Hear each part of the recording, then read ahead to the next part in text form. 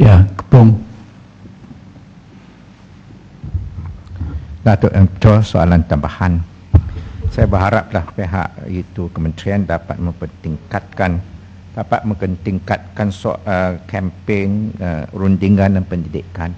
Dan apakah itu tahap penggunaan gula lebihan di Malaysia berbanding dengan negara yang lain?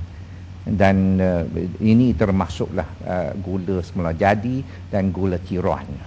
Dan dengan tindakan yang diambil ke atas sampel-sampel yang melanggar itu peraturannya, apakah itu denda ataupun itu tindakan yang diambil terhadap orang-orang yang melanggari peraturan? Terima kasih Yang Berhormat di atas soalan yang dikemukakan. Seperti yang saya katakan tadi, Yang Berhormat, pengambilan gula tambahan yang disyorkan oleh pihak Pertubuhan Kesihatan Sedunia hanyalah dalam lingkungan 10 sudu teh sehari bersamaan dengan 50 gram, Yang Berhormat. Namun mengikut kajian pengambilan makanan di kalangan orang dewasa yang kita telah laksanakan di peringkat kementerian, iaitu pada tahun 2002 dan 2003, nampaknya orang dewasa di Malaysia telah mengambil sebanyak 7 sudu teh sehari yang bersamaan dengan 4 sudu gula pasir dan 3 sudu teh susu pekat manis ke dalam minuman mereka, iaitu bersamaan dengan 51 gram. Ya, ini adalah tidak mengikut saranan yang disyorkan oleh pihak WHO.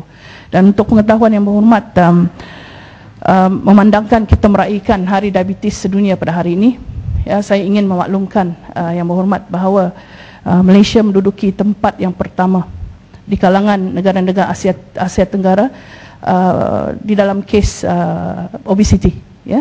Dan beberapa lagi faktor yang menyebabkan bahawa kita selaku masyarakat Malaysia, termasuklah ahli-ahli Yang Berhormat, ya, harus menekankan kepada masyarakat betapa pentingnya kita menjaga kesihatan, termasuklah dari segi pengambilan gula dalam makanan seharian.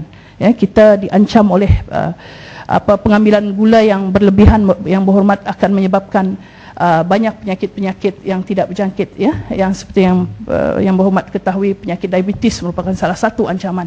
Dan saya telah maklumkan awal tadi bahawa kita menduduki tempat yang pertama di kalangan negara-negara Asia Tenggara, ya, dan menduduki tempat yang keenam di kalangan negara-negara Asia Pasifik yang mempunyai kadar obesiti yang tertinggi.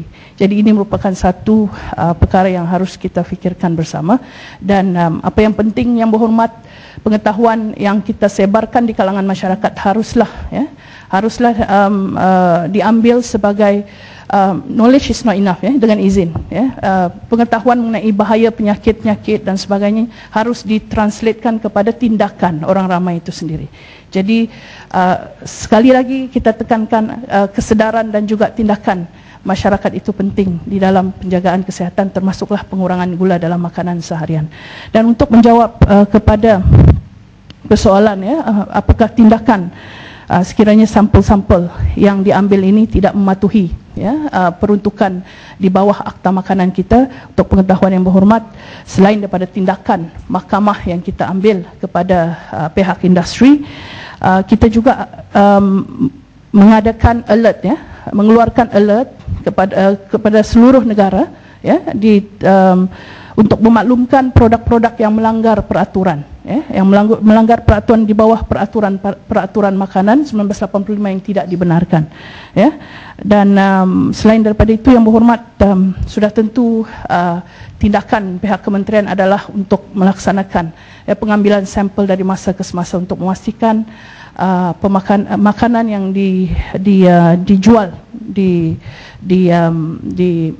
pasaran kita adalah terdiri daripada makanan yang selamat dimakan dan mematuhi peruntukan di bawah akta makanan.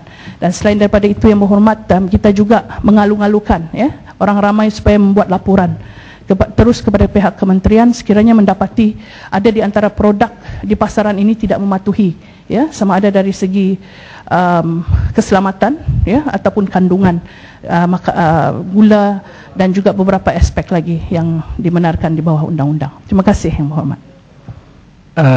Hari ini ialah hari apa nama ni, sedunia yang Muhammad sebut tadi. Prestasi Malaysia tak baik sekali dalam soalan ini. 1.5 juta pada tahun 2009 dan 2010 kita ada 3 juta rakyat yang terlibat dengan diabetes ni. Jadi saya bagi peluang lagi dengan kementerian bertanya. Yang Hormat, adakah lifestyle orang kita berpindah daripada pekerjaan yang banyak menggunakan anggota dan berpeluh banyak dengan sedentary lifestyle yang kita ada sekarang ini oleh kerana keadaan keselesaan dan keadaan hidup kita berlainan juga satu faktor yang tinggi untuk menyumbang kepada perkara ini.